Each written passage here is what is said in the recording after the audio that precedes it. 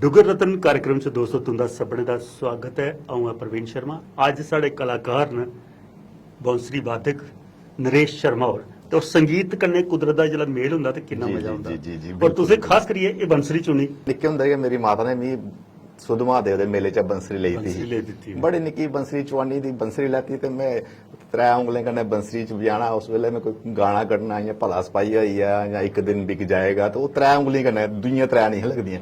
ते क्यों नहीं पहले अस दर्शकें गी हाँ, अपनी इक श्योर, सोहनी जेही बिल्कुल। धुन ओह् भी अपनी मातृभाशा बिल्कुल बिल्कुल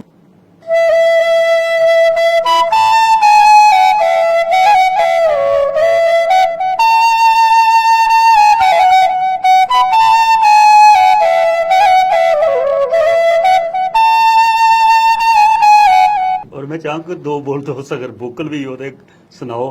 दुध पींदी कुड़ी मलाई खंदा मोड़ा दुध पींदी कुड़ी मलाई खंदा मोड़ा ते दुधे दी करेड़ माड़ा बिल्ला ते मेरा दिल सड़ी हो गया।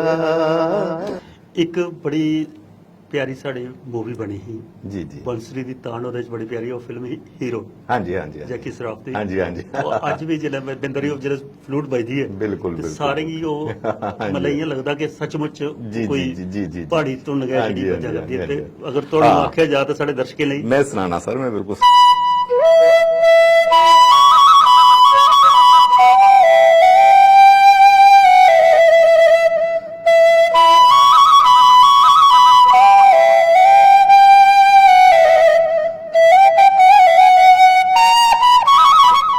हिंदी दा भी तुसें सनाई ओड़ेआ ते इक कोई अंग्रेजी भी होई है जित्थे हाँ। अंग्रेजी तुसें सुना दे ते ओह भी तुहानू कोई साढ़े दर्शकें वास्ते मैं अंग्रेजी भी सुनाई